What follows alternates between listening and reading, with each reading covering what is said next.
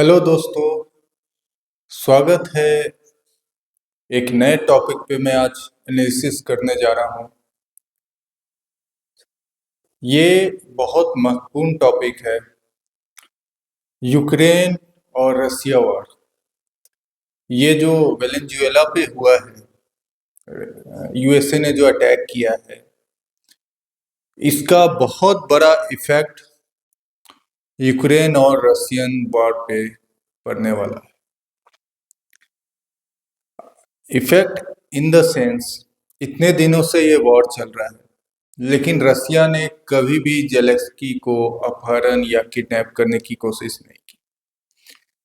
लेकिन यूएस ने वेनेजुएला पे डायरेक्ट अटैक करके जो किया है, अपहरण किया है, जो भी है, इससे क्या हुआ कि रसिया अपने आप को ठगा हुआ महसूस कर रहा है। वो सोच रहा है कि काश ये हम पहले कर देते, तो इतने दिनों से अगर वॉर चल रहा है तो ये अब तक खत्म हो चुका होता। और यूएस ने 1 घंटे के अंदर एक कंट्री से वॉर खत्म कर दी, मतलब डायरेक्ट राष्ट्रपति को उठवा के, और जो भी कहा जाए।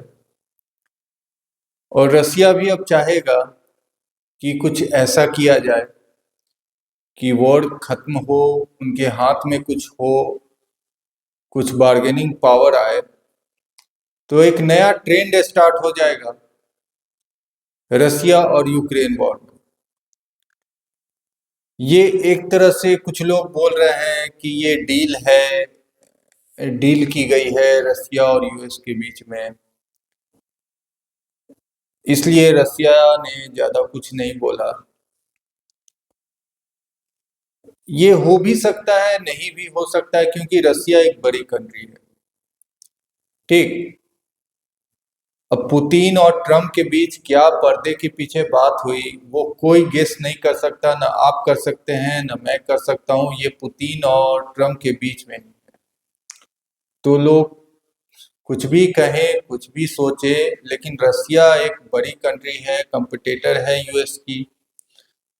वो कभी नहीं चाहेगी कि इतनी बड़ी कंट्री है, किसी के अंडर दबाव में आके कोई डिसीजन ले या नहीं ले, ये उनका अपना डिसीजन होगा।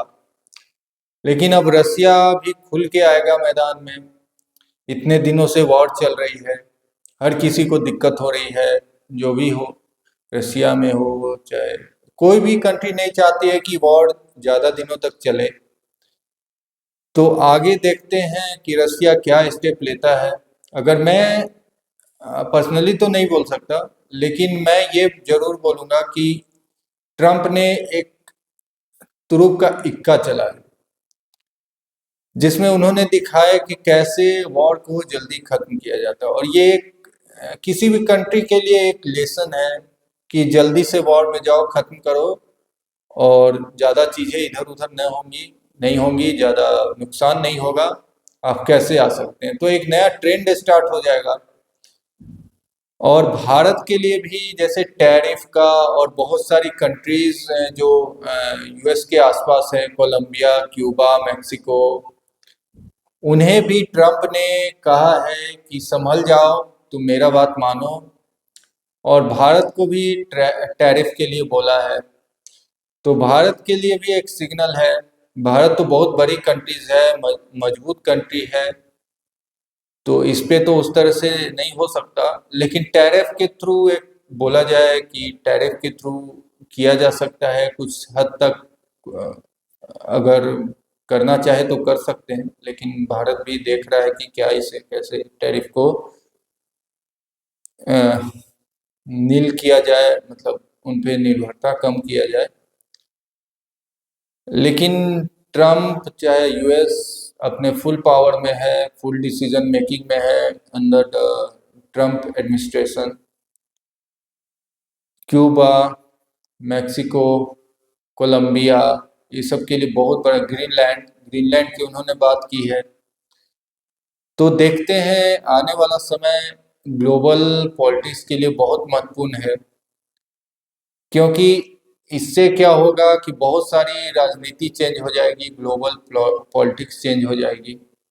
तो भारत इसमें कैसे सरवाइव करता है, भारत बांग्लादेश, पाकिस्तान या चाइना या श्रीलंका को कैसे टैकल करता है, डिप्लोमेसी के थ्रू करता है या मिलिट्री एक्शन के थ्रू करता है, ये देखने वाली बात होगी।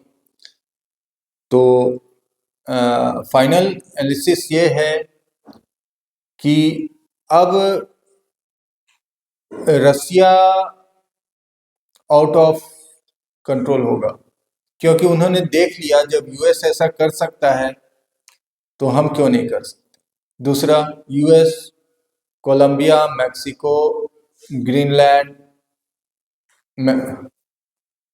क्यूबा, इस पे कुछ करने की कोशिश करेगा। जब एक बार कॉन्फिडेंस हो जाएगा, हो गया है यूएसए, तो जरूर वो डिसीजन लेगा और ग्लोबल पॉलिटिक्स बहुत चेंज होने वाली है। और भारत के पर्सपेक्टिव से भारत को अब डिसीजन मेकिंग करना पड़ेगा। डिप्लोमेसी से ज़्यादा दिन चीज़ें नहीं चलती हैं और चीज़ें अब करनी होगी, भारत को डिसीजन मेकिंग अब करनी होगी बांग्लादेश पे, पाकिस्तान पे, चाइना पे। अगर दोस्ती करनी है तो दोस्ती करो, चाहे कुछ और करना है तो करो, लेकिन अच्छे से करो। धन्यवाद दोस्तों, जय हिंद।